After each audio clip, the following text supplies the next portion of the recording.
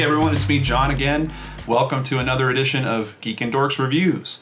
And if you've watched this series, you know that I have a love of Philip K. Dick. In particular, his short stories. I've read many of them.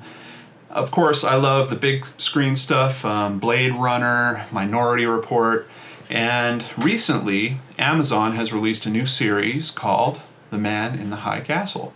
So that's what we're going to talk about today.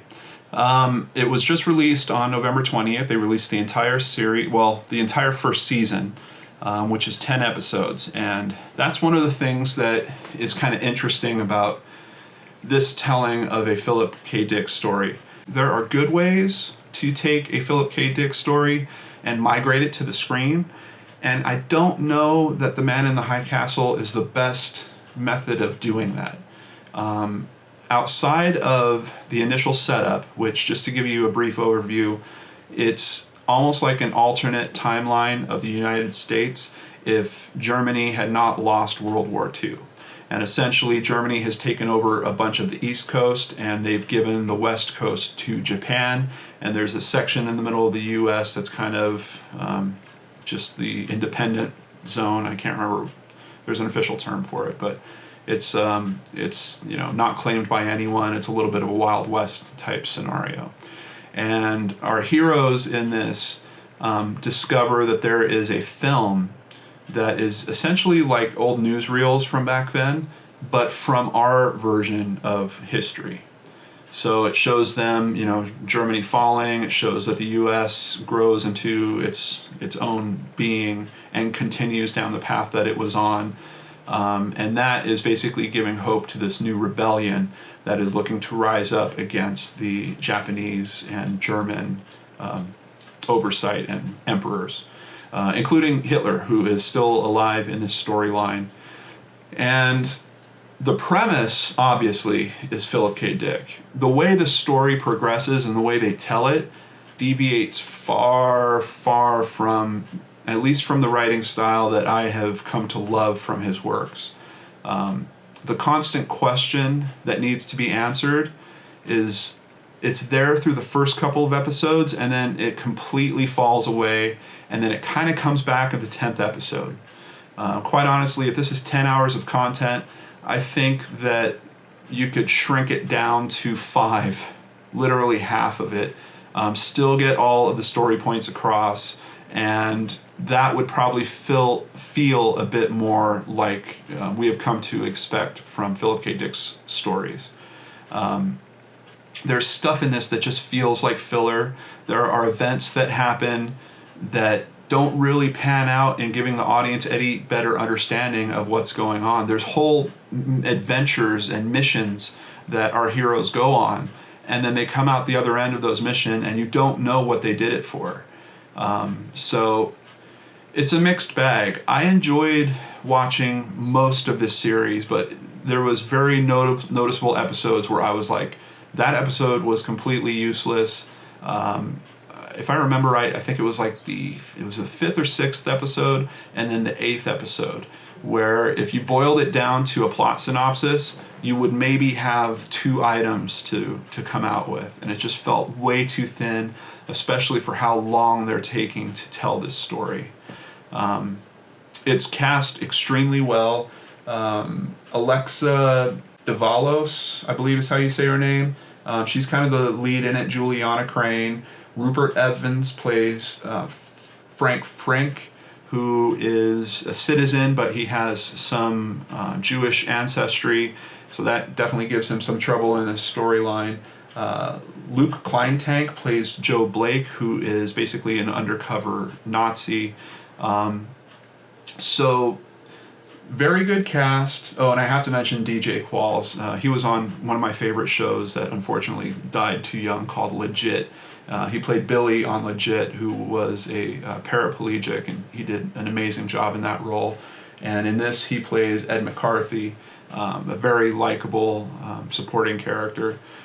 There's even, Nazi characters that you don't like at the start of the story, and by the end, they've really humanized them and give you some likability. and I'm really trying not to go into spoilers here, but you also have some of the Japanese characters that kind of go through that same arc. So it's an interesting story. I do think it is Amazon's second decent property. I mean, obviously Transparent has been their huge success so far. I don't think this is going to come anywhere near that. This, however, it is doing pretty well critically. I think on IMDb right now they're rating it at like an 8.3 out of 10. I think I would rate it as less than that. I feel like it's a 6 out of 10. Just there's not enough Philip K. Dick coolness in it for me. The storytelling is a little weak. It gets extremely diluted in parts. The characters sometimes go through these big situations and then they just reset.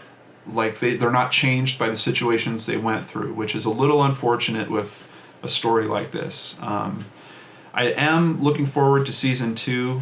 I think if you are a history buff, you will like this story. You have to at least be aware of the general events of World War II to understand the juxtaposition that they're trying to show. And they're showing tensions that the U.S. kind of had almost with Russia in the 80s, but now they're kind of showing it through the eyes of the Japanese overseers versus the German hierarchy. So if you're a history buff at all, I think you might enjoy this more than the standard, John Q. Public type, which really makes me appreciate even more the big Philip K. Dick hits like Blade Runner and Minority Report. It's something very special to take these kind of cerebral stories and very innate fears and then portray them in a way that is compelling and interesting and can capture a wide audience. And I think this falls just a little bit short of nailing that. That being said, if you're a Philip K. Dick fan, I think Minority Report, the TV show, just got canceled. I believe that they just aired their last episode. I don't think it's officially canceled yet, but I know they cut the first season to 10 episodes, and the 10th one has just aired. And if you watched it, you know that they wrapped up the story in a way where it doesn't necessarily have to come back. So if you're looking for a Philip K. Dick on-screen fix, I think Man in the High Castle will give you maybe what I consider a diluted flavor of that. But there is a very good 10th episode. Episodes 1 through 4 are very strong. There's just this weak, saggy part in the middle. And definitely some unresolved issues, some aspects that could have been explained a bit better. And the bread trail, the crumb trail that you're following at the beginning of the story just kind of disappears on you at some point, and unfortunately it doesn't really come back, but things shift enough that by the end it kind of recaptures your attention, particularly in the 10th episode. They have a really big event, and if nothing else, episode 10 feels clearly like a Philip K. Dick story. It just takes a long time for it to set up and get there. So I hope that helps you decide if you're going to watch it or not. Like I said, if you're not big on history, you might also be bothered by some of the imagery. There's swastikas, there's traditional German soldier outfits all over it. Heil Hitler is spoken continuously. So I know that might affect the sensibilities of certain people out there, so I did want to mention that.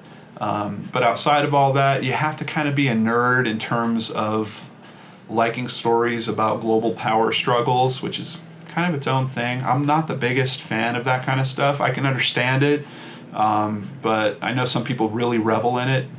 Definitely not my type of thing, but like I said, 6 out of 10. I'll also be sure to do a review of the book once I get through that, so you can look for that coming up on the Geek and Dorks channel very soon. I hope you're all having a great holiday season. I know I am, and I will catch you next time on the Geek and Dorks channel. Have a great day.